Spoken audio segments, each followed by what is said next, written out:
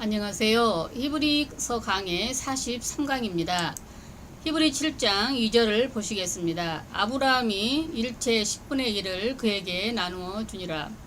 그 이름을 번역한 즉 첫째 의의 왕이요 또 살렘 왕이니 곧 평강의 왕이요. 아멘. 평강의 나라의 왕이다. 이 말씀입니다. 예수님이 이 땅에 오셨을 때 하신 말씀이 지극히 높은 곳에는 하나님의 영광이요 땅에서는 기뻐하심을 입은 사람들 중에 평화로다. 아멘. 평강의 왕, 살렘의 왕이 오셨다는 것입니다. 이런 걸로 봐서 멜기세덱은 바로 예수 그리스도의 예표가 아니냐는 것입니다. 아브라함이 11조를 드렸는데 이것이 아주 중요합니다. 율법에 의하면 대제사장에게 11조를 바칩니다. 아브라함은 율법 이전에 11조를 바쳤습니다. 아론의 반차인 대제사장에게 아브라함이 11조를 드린 것이 아니라 믿음의 조상인 아브라함이 아론의 반차가 아닌 멜기세덱이라는 대제사장에게 11조를 드렸습니다. 그런 다음에 멜기세덱이 떡과 포도주를 가지고 나와서 축복해 주었습니다. 떡과 포도주, 예수님이 우리에게 떡과 포도주를 주셨습니다. 이것이 이미 멜기세덱을 통해 그 그림자가 나타났지 않느냐는 것입니다. 3절을 봅시다. 아비도 없고 어미도 없고 족보도 없고 시작한 날도 없고 생명의 끝도 없어 하나님 아버지와 방불하여 항상 제사장으로 있느니라. 아멘. 구약에 기록이 없고 성경에 대한 자증이 없습니다. 다만 시편 110편에서 다윗이 자기가 죄를 짓고 보니까 이건 소나 양이나 염소의 피로서는 내 양심이 깨끗해지지 않는다는 것을 알았습니다. 그래서 다윗이 앞으로 멜기세덱의 반차와 같은 그런 대제사장이 나와야만 인간의 모든 양심을 깨끗하게 할 수 있다는 사실을 예언적으로 말씀하신 것이 시편 110편입니다. 여기서 하나님의 아들과 방불하다 이 말은 같은 분이라는 뜻입니다. 예수 그리스도와 같은 분이라는 뜻입니다. 다만 우리가 멜기세덱이 예수 그리스도라고 할 수 있는 것은 요한복음 8장 56절에 너희 조상 아브라함은 나의 때 볼 것을 즐거워하다가 보고 기뻐하였느니라. 아브라함이 예수 그리스도를 봤다는 것입니다. 그리고 또한 58절에 보면 진실로 진실로 너희에게 이르노니 아브라함이 나기 전부터 내가 있느니라 하시니 이미 아브라함이 예수 그리스도를 만났음을 말하고 있습니다. 이 말씀을 통해서 멜기세덱은 예수 그리스도의 나타나심이라고 볼 수 있는 것입니다. 예루살렘의 왕이었다는 것입니다. 이분이 아브라함을 축복하고 또 창세기 18장 10절에 의하면 명년 이때에 내게 아들이 있으리라. 이 약속으로 말미암아 드디어 아브라함의 혈통 속으로 예수님이 들어오셨습니다. 그래서 구약은 그림자입니다. 왜 그림자냐면 실체가 아브라함 속으로 흐르고 그분이 육신의 몸을 입고 사람으로 역사적으로 나타나셨으니 예수 이전의 이야기는 그림자였다는 것입니다. 다만 그 실체인 아브라함과 다윗의 자손 예수 그리스도가 이 역사 속에 나타나심으로 예수 그리스도는 하나님의 계시라는 것입니다.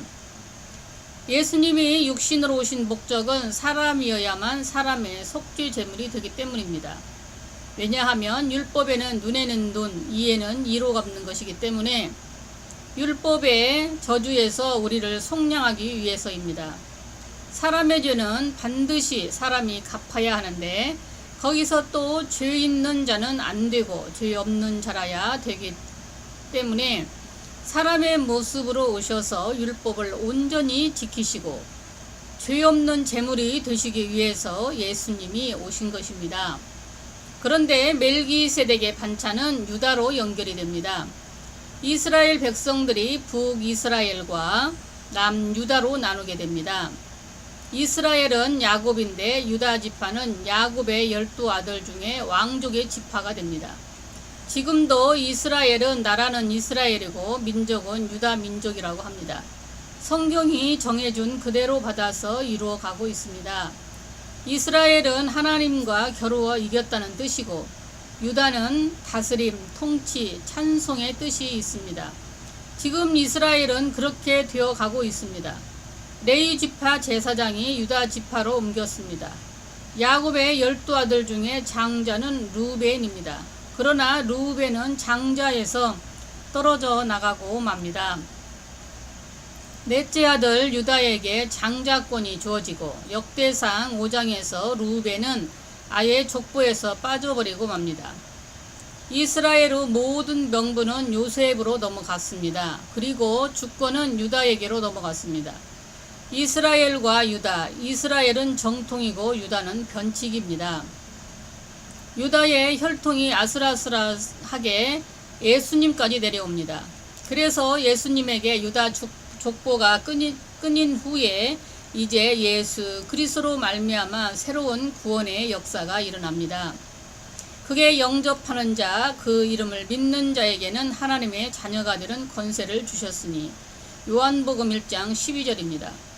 드디어 계시록 7장의 14만 4천에는 제일 먼저 유다 지파가 장자로 등극하기 시작을 합니다. 요한복음 3장 31절부터 봅시다. 위로부터 오시는 이는 만물 위에 계시고 땅에서 난 이는 땅에 속하여 땅에 속한 것을 말하느니라. 하늘로서 오시는 이는 만물 위에 계시나니 그가 보고 들은 것을 증거하되 그의 증거를 받은 이가 없도다. 그 증거를 받은 이는 하나님을 참되시다 하여 인쳤느니라. 아멘. 여기에서 하나님을 참되다 하여 인쳤다는 말도 맞는 말이긴 하지만 하나님이 참되다 하여 인을 쳤다는 뜻입니다. 하나님의 보내신 이는 하나님의 말씀을 하나니 이는 하나님이 성령을 한량없이 주심이니라. 하나님이 보내신 사람은 하나님의 말씀을 합니다. 아버지께서 아들을 사랑하사 만물을 다 그 손에 주셨으니 아들을 믿는 자는 영생이 있고 아들을 순종치 아니하는 자는 영생을 보지 못하고 도리어 하나님의 진노가 그 위에 머물러 있느니라. 아멘. 하나님이 인친 자의 수가 계시록에서 14만 4천이라고 했습니다. 하나님이 참되다 하여 인을 친 자가 14만 4천입니다. 그럼 왜 유다 지파가 장자가 되느냐 하면 증거받은 사람은 하나님이 인을 친다고 했습니다. 증거는 하나님의 말씀입니다. 이 말씀은 원래 다니엘 때부터 임봉된 상태로 있었습니다. 이 말씀을 계시록 5장에 보면 유다 지파의 사자 다윗의 뿌리 그리스도가 이 인을 뗐다고 말씀을 합니다. 그래서 유다 지파의 사자 예수 그리스도가 장자가 되는 것입니다. 그러므로 유다 지파가 장자가 되는 것입니다. 여러분 보세요. 이스라엘 백성들이 가나안 땅에 들어갈 때에 1세대는 갈렙과 여호수아가 들어갑니다. 실제로 여호수아는 장차올 예수의 모형입니다. 그러나 유다 지파 혈통은 갈렙입니다. 거기에 실세는 여호수아가 아니고 갈렙입니다. 하나님의 혈통은 여호수아로 이어지는 것이 아닙니다. 여호수아는 에브라임 지파입니다. 그러나 갈렙이 유다 지파이면서 실세입니다. 항상 하나님의 역사는 실세를 전면에 세우지 않습니다. 항상 곡선에 깝니다. 갈렙이 가나안 땅에 산채로 들어갔는데 이것은 우리가 하나님의 나라를 산채로 들어간다는 그림자입니다. 예수 그리스도로 말미암아 참 유다 지파만 되면 유다 지파가 실세입니다. 그러므로 우리는 유다 지파가 되어야 합니다. 감사합니다. 주님의 이름으로 사랑하고 축복합니다.